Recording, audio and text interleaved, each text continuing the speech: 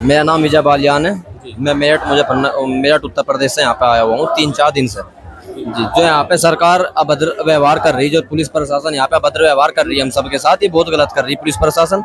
कल हम पटेल चौक metro station जब बाहर निकले तो हमारे ऊपर लाठी डंडे चार्ज करे गए, आंसू गैस के गोले फेंक के गए। उस आंसू गैस के गोलों में बहुत सारी जनसंख्या को जो है महिलाएं जो है भगदड़ मच गई, फेस पे भी फेंके हुए। जी भगदड़ मच गई। तो उस भगदड़ में महिलाओं के ऊपर सबसे ज्यादा चोटें आई, क्योंकि वे बेचारी उतनी तेज भाग दौड़ नहीं सकती थी, उस भीड़ को काबू नहीं कर सकती थी। लड़कों को फिर भी कम चोटें हैं, लेकिन लड़के भी 80-90 लोग घायल है, हॉस्पिटलाइज हो रखे हैं अभी। जी, तो ये सरकार का गलत है। और सबसे मेन चीज, हमारे प्रोटेस्ट में जो मेन वहाँ पे बैठे हुए हैं जो कमेटी, हमारे प्रोटेस्ट में एक भी मजबूत चेहरा हमारे पास में नहीं है, एक भी चेहरा हमारे पास मजबूत नहीं है। कल ये गाइडेंस के लिए हमारे मार्गदर्शन के लिए कल यहाँ पे प्रोटेस्ट खत्म हो गया होता अगर यहाँ पे चंद्रशेखर आजाद मौजूद ना होते। क्योंकि अभिजीत दीप को आप भी देख रहे हो, जब से अभिजीत दीप प्रोटेस्ट पे बैठे उनको पुलिस कुछ नहीं मानती, उनको लाठी डंडे जब मन करे तब बजा देती है। कल भी ऐसा, जैसे ही गाड़ी पे चंद्रशेखर आजाद उतर के गए हैं वैसे ही अभिजीत दीप के साथ बदतमीजी हुई है। हाँ, काफी बाल भी घसीटा इससे पहले उनके साथ कुछ नहीं हुआ, हम वहीं पे ही बिल्कुल गाड़ी के पास ही मौजूद थे। उसमें हमारा दोस्त एक मित्र अभी यहीं पे गया हुआ है, वो उसको भी लाठी पड़ी है कल। आप कल यहाँ पे थे? जी, कल हम यहाँ पे ही थे, बिल्कुल लाठी डंडों के बीच ही थे। तो हमारे दोस्त को भी एक चोट लगी है कल, वो भी घायल हुआ है, उसको काफी चोट है पीछे कमर में। जी, तो ये गलत कर रही है। हमें एक मजबूत चेहरे की जरूरत है यहाँ पे, जो हमारे पास एक भी मजबूत चेहरा नहीं। यहाँ पे जितना विपक्ष आ रहा है अपनी राजनीति चमकाने के लिए आ रहा है, एक भी विपक्ष का नेता कल यहाँ पे मौजूद नहीं था। ये बात तो आपने कहीं न कहीं सच्ची कही है, क्योंकि जो लोग भी आ रहे हैं वो अपना प्रदर्शन करने ही आ रहे हैं, सिंपैथी के लिए आ रहे हैं, सिंपैथी लेने के लिए आ रहे हैं। कल यहाँ पे जब सभी लोगों को बुलाया गया था, एक भी विपक्ष दल का नेता यहाँ पे मौजूद नहीं था, एक भी। ना राहुल गांधी मौजूद थे, आम आदमी पार्टी के अरविंद केजरीवाल आए यहाँ पे अपनी राजनीति चमकाई चले गए। आज भी आते? नहीं आए, पहला आए थे जब, जी पहला आए थे चले गए। सिसोदिया जी आए, वे भी राजनीति चमका ले गए। हनुमान बेनीवाल जो राजस्थान के है, राजस्थान से विधायक है, वो भी यहाँ पे आए थे, लेकिन वो भी अपनी राजनीति चमका के यहाँ से चले गए। तो इस चीज को हम ये कहना चाहते हैं कि राजनीति मुद्दा ना बना के इस चीज को स्टूडेंट प्रोटेस्ट ही रखा जाए और धर्मेंद्र प्रधान के इस्तीफे की मांग कराई जाए, उनसे जल्दी जल्दी इस्तीफा दिया जाए। और हमारी हाथ जोड़कर सविनय निवेदन ये है कि राकेश टिकैत जो किसान यूनियन के प्रवक्ता है, वो यहाँ पे आए, बच्चों का सपोर्ट करे, ज्यादा से ज्यादा जनसंख्या में अपने साथ लोगों को लेकर आए, मजबूत लोगों को, और इस प्रोटेस्ट का मार्गदर्शन में साथ दे और इस प्रोटेस्ट को सफल बनवाएं। कहीं न कहीं आपको ऐसा नहीं लगता है कि यहाँ पे जो हमारे मेन फेस था, जिन्होंने स्टार्ट करी, सोनम वांगचुक जी के बारे में बात कर रहा मैं, सोनम वांगचुक जी, उनको उन्होंने जो है ले लिया, हॉस्पिटलाइज करके रखा हुआ है उनको, उन्होंने बिना पूछे नजरबंद करके रखा हुआ है। जी, वो हाईकोर्ट के फैसले का सरकार ने बिल्कुल गलत दुरुपयोग करा। वो सरकार ने उसको हाईकोर्ट का हवाला देते हुए उनको उठाया कि उनकी हेल्थ के लिए उनको उठा के लेके गई है पुलिस, वो बिल्कुल गलत करा सरकार ने, वो नहीं होना चाहिए था। वो यहाँ पे उनकी हेल्थ मॉनिटरिंग यहाँ पे रहते हुए भी हो सकती थी, सब कुछ सही था। उनकी हेल्थ मॉनिटरिंग यहाँ पे रहते हुए भी हो सकती थी, और नहीं भी होती तो उनको अपना अधिकार था, वे किसी भी हॉस्पिटल में अपना इलाज करा सकते थे।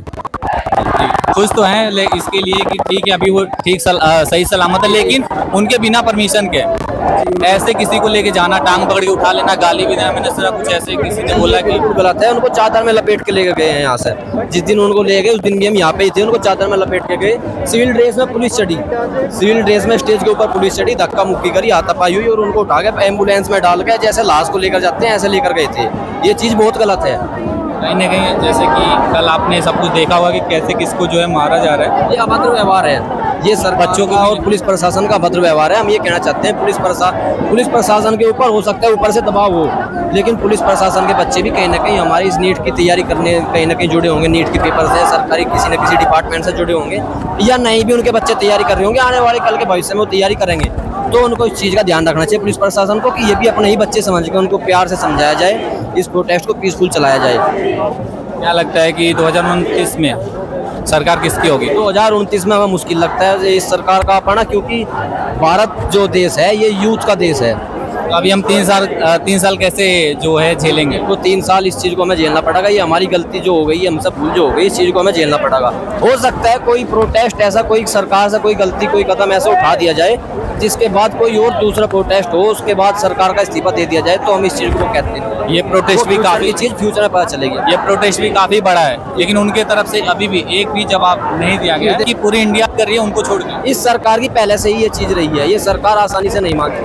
2023 में यूपी पुलिस का पेपर हुआ था, वो लीक हुआ था, उसको जब पहले लीक हुआ, बच्चों ने प्रोटेस्ट किया था, ऑनलाइन ट्विटर कैंपेन चलाया था कि पेपर लीक है, इसको कैंसिल करा जाए, दोबारा पेपर कराया जाए।